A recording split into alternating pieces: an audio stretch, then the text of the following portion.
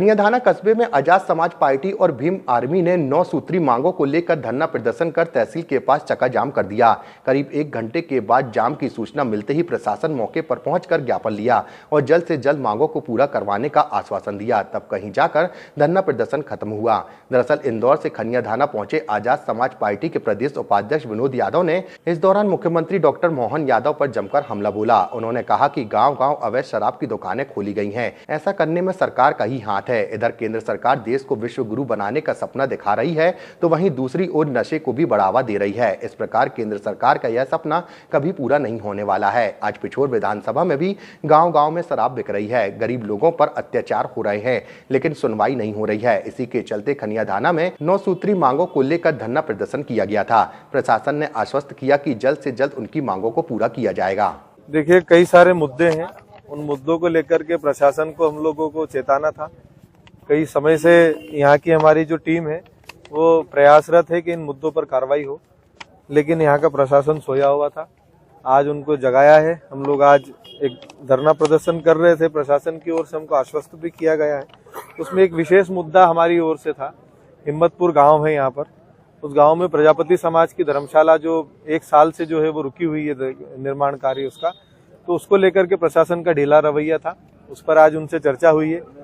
प्रशासन की ओर से आश्वस्त किया गया और वो लिखित में भी आश्वासन इस पर दे रहे हैं कि हम लोग आपको अगले 2 महीनों के अंदर उस जमीन का आवंटन दे देंगे और वो धर्मशाला का कार्य जो है वो शुरू हो जाएगा। अवैध शराब और खाद के उसमें भी बोला गया था। देखिए, बहुत बड़ा मुद्दा है ये नशा का, और जिस प्रकार से मध्य प्रदेश में नशे को परोसा जा रहा है, शासन की ओर से भी परोसा जा रहा है। अब तो हर 3-4 किलोमीटर पे एक उनने जो है शराब की दुकान खोल दी है, लेकिन उसके बावजूद जो कि शासन के निगरानी में है, उसके अलावा भी जो है वो अवैध रूप से कुछ लोग जो है डायरियां देकर के, क्योंकि एक डायरी बनती है उनकी अवैध रूप से बेचने के लिए दारू, वो दारू बेचने के लिए उनको जो है अवैध रूप से दुकानें शुरू कर दी है। और उसी के विरोध में जो है वो भीम आर्मी, आजाद समाज पार्टी, पूरा समाज जो है वो सचेत है कि भाई इस प्रकार की चीजें नहीं होना चाहिए। युवाओं में जो नशा आज जा रहा है वो देश को बर्बादी की ओर लेकर के जाएगा। जिस प्रकार से सरकार का एजेंडा है कि हम इस देश को विश्व गुरु बनाना चाहते हैं, तो नशे के कारण से, नशा अगर हम पिलाएंगे समाज को, देश के युवाओं को, तो मुझे नहीं लगता कि विश्व गुरु कभी बनने वाला ये देश है। आज आपने मोहन सरकार पर भी तीखे सवाल उठाए हैं, इसमें आप क्या कहना चाहते हैं? देखिए, मोहन सरकार को आप देखिए, वो जब से 1 साल हो गया उनको बने हुए, मुख्यमंत्री बने हुए, उनकी तरफ से ऐसा कोई रोड मैप नहीं दिया गया मध्य प्रदेश के कि वो भविष्य के लिए क्या करेंगे। उनके लिए सिर्फ एक एजेंडा काम कर रहा है, वो हिंदू। लेकिन सिर्फ इस देश में क्या हिंदू रहता है? इस मध्य प्रदेश में हिंदू रहता है? इस देश का 92% हिस्सा जो है वो ST, SC, OBC अल्पसंख्यक समाज का है। तो उसके लिए उनके क्या विचार हैं? जिस प्रकार से उनके आदेश हो जाते हैं, जिस प्रकार से उनके नोटिफिकेशन आते हैं, मुझे नहीं लगता कि वो पूरे मध्य प्रदेश के विषय में सोच रहे हैं। वो किस विशेष वर्ग के लोगों के लिए सोचते हैं, जो RSS, बजरंग दल और अन्य जो हिंदुवादी संगठन से जुड़े हुए उन लोगों के विषय में बात करते हैं। बाकी लोगों को वो बिल्कुल छोड़ देते हैं। और मैं इंदौर से आता हूँ।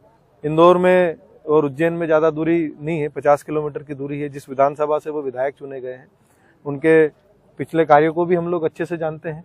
और क्योंकि अब वो मुख्यमंत्री है, मैं चीजों को उस प्रकार से नहीं कहना चाहता हूं, लेकिन जिस प्रकार से उनका पिछला रिकॉर्ड रहा है उस हिसाब से मैं कहना चाहता हूं कि उनका रवैया ठीक नहीं है पूरे मध्य प्रदेश को लेकर के।